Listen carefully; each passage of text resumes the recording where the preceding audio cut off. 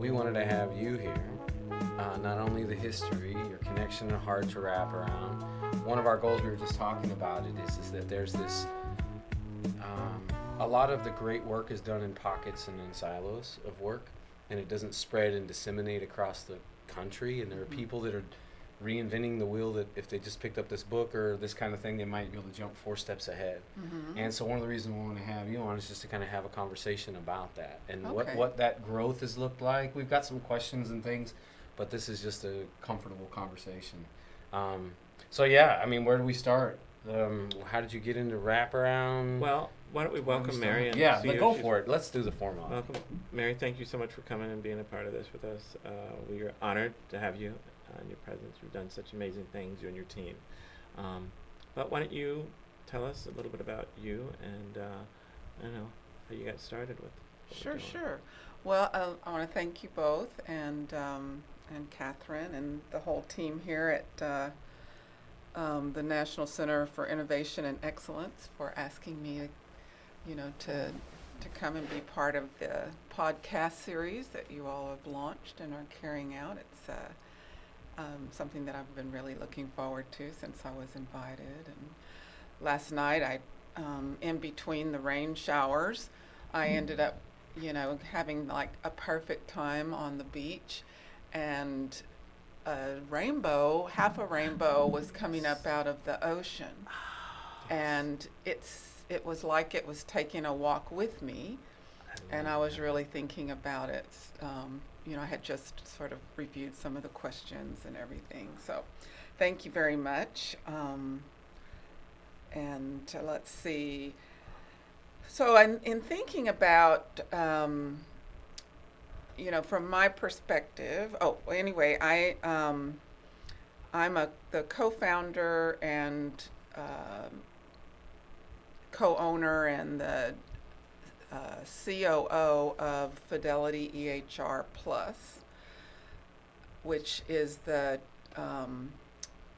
behavioral health electronic health record that was selected by Brevard Cares and to support the SAMHSA extension grant and the mobile response services that's offered through the Brevard Family Partnership.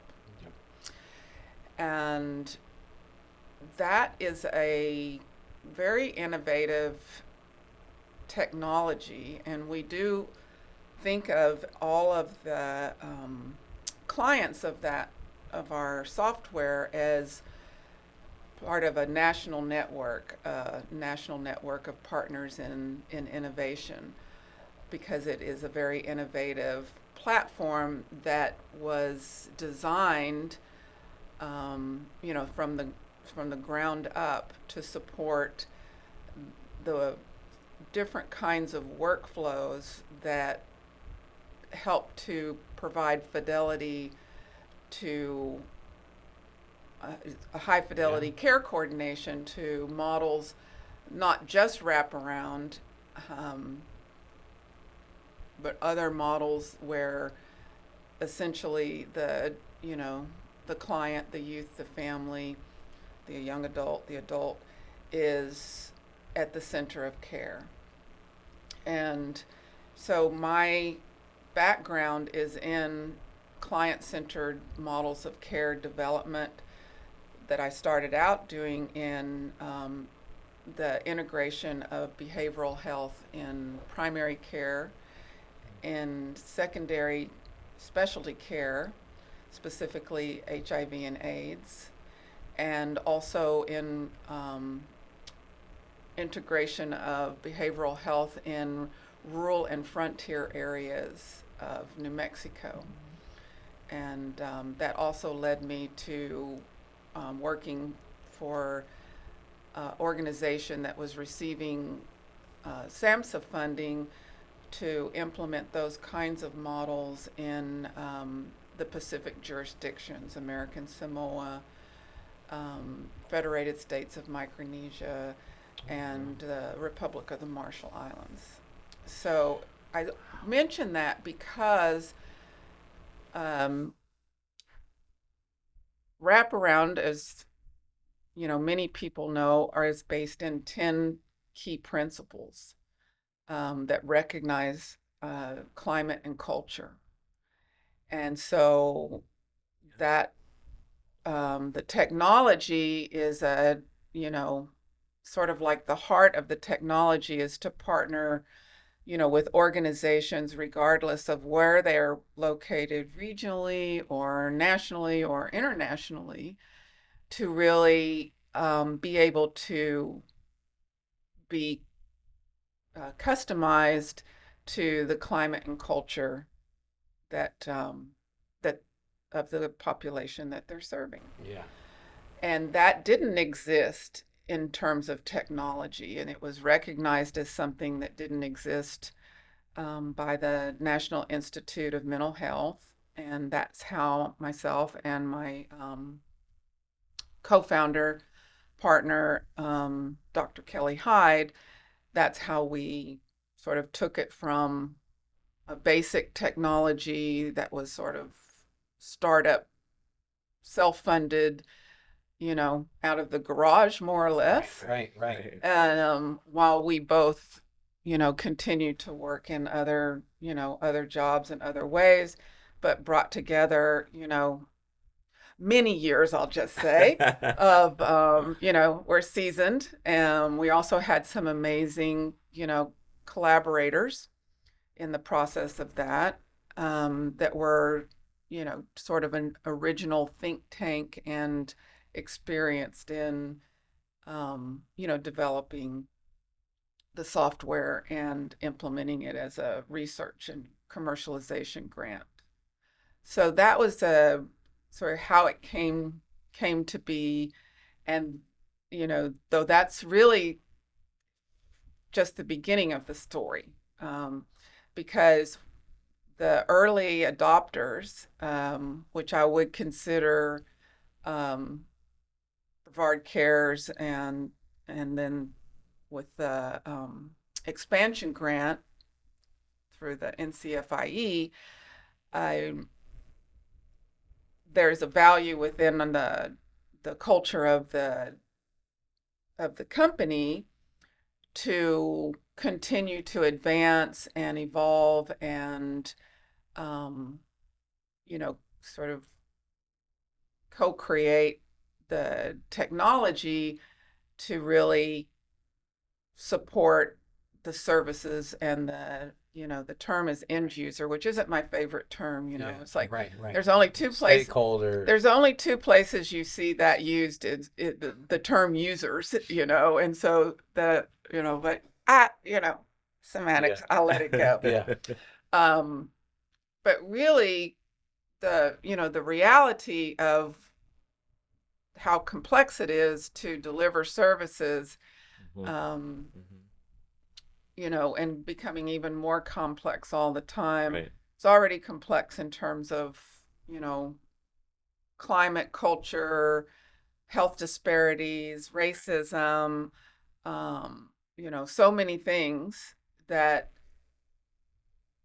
if the technology can create any form of ease of use or simplification of any part of those services, including how you, bill and get reimbursed for them, then we've done what we intended to do. Right. Allow them space to go and do the work Exactly. because they're not worried about the integration of the record keeping but it's also important that those are integrated so that we as a system can work together as a whole for the full person as opposed to me operating over here my just siloed behavioral health lens. Yeah. I'm able to see the whole story, right? Right. I just always thought it was fascinating, the work that we do for you to be able to connect, put it all together in a system that way, right? And working with families and doing human services for many years, that's always been like almost a frustration, right? Because it's like an extra thing that you're doing, but to be able to capture, the true essence of what we're doing, because in mind you have us end users. I just thought it was just amazing, right? And so necessary for the practice to evolve, Mm-hmm. right? So Right. that we're not, kind of, evolving one way and not the other. It's that balance, and I think that it, I remember the first time looking at it and thinking, how they do that? How do they Yeah, what's that take set what we're magic? doing, right, and kind of put it in a computer almost? Well, now we have AI and doing all that stuff. I'm sure we'll talk about it in a minute, but just even back then, just to get it and see it and to be able to Right. have to experience it, and it made sense, and it flowed, and it was One plan. yeah. One record. all of it, Mhm. right? Yeah. So What are some of your thoughts on because I'm hearing a lot of, with the enhancements to behavioral health services within public health systems Mhm. and the focus and the integration and expansion of behavioral health services. Um, why do you think now that like everyone is kind of focused on this? Wait a minute, we've been doing this public health model that hasn't necessarily supported behavioral health intervention. What do you think? Why do you think we're still talking about that now? When I'm thinking about, you could make a case for that years ago in Fidelity EHR that we spend, services and we support maybe the physical health, but we don't really give it the behavioral health. I don't know if I'm making sense, but No, I think you I'm are wondering making if sense. like what your thoughts are on this current 2023 reimagining of supporting the whole person with behavioral Mhm. health and the integration of these old systems that were maybe just more like Mhm. physical health and not necessarily seeing all that. Why do you think it's rebirthing and kind of coming around again? Well, I think that this is my, sort of my observation is that it takes a long time to change, for sort of like change to occur. And, the example that I learned and that I think is still, you know, surprising in many ways, but it does explain it, is that um, the practice of taking blood pressure at a, at a checkup appointment Mhm. or any Yeah. appointment, it took 30 years for that to become a standard of practice in medical care. really, Yes. wow. So, Really? yeah, it took 30 years. And Something so simple. something so simple, for it to make sense. So I think so. And then when you think about, I mean, we could go back to, what gets referred to as Descartes' mistake, right? So Descartes said at some point back in the, 1800s, the mind is separate from the body, and everybody kind of went with that. Now, I feel like we should cut Descartes a break or acknowledge that, that's just become a lame excuse.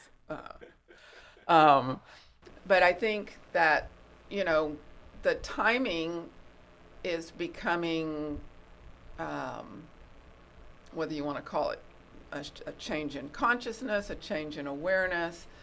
Um, there's lots of examples of these things. We didn't talk about childhood sexual abuse until Oprah talked about it. Right. Right. So sometimes it's just, the right people at the right time coming together, forming some synergy around these kinds of concepts. And I think in current, sort of current times, an understanding of how stress, and in particular traumatic stress, affects the body, and then how the body then affects the mind and the emotional and the psychological, and most importantly, from my perspective, the physiological, and sort of understanding, you know, the impact of post-traumatic stress. And those I see as real, I'd like for them to be front doors, but I think they're really more like side doors where there's a, you know, it's not really new news to anybody. Right. And none of it needs to be, from my perspective, none of it needs to be talked about as though it's mysterious or, requires some, I mean, you can explain, to a child probably easier than to an adult sometimes, sort of how to know when they're dysregulated and have some skills on how to, kind of feel calm and understand what it means to be calm. So I think there's just some real key concepts that are making it, make more sense. And then there's, challenges around, there's still stigma about, a mental health difficulty. And then of course we have all the labeling and, if you look at the history of the diagnostical statistical manual of mental illness, it initially did not use the terminology of disorder. It was all conditions. So Right, an experience. yeah, you don't have a diabetes disorder. You have a diabetes condition, a medical condition. And, so part of it is also the way that, I don't think intentionally, but unintentionally, the systems that have developed, I'll say developed, I would like to say evolved, but I think we're still in development. We haven't quite reached a point where we're talking about evolving, sort of created the stigma, unintentionally, unintentionally. And I think with, a model like Wraparound, which I consider sort of the most inclusive of, all aspects of a whole person, and the most advanced, or I would say even evolved, of client-centered care models, is really one of those side doors in terms of moving to, evolving behavioral health, and also evolving those concepts of integrated behavioral health and medical care, the gold standard of, whole person care. Yeah. I always, since I've started, working and doing Wraparound, I'd always, I don't know, fascinating is the wrong word, but just curious and intrigued why that wasn't automatically happening, right? Because in Wrap, we're looking at the whole person, the whole family, and a myriad of the domains, and how, maybe people didn't use or think about that physical health, but how it has such an impact on all the other things that are happening. Absolutely. So how could we leave that? How could we leave that out anyway, right? Yeah.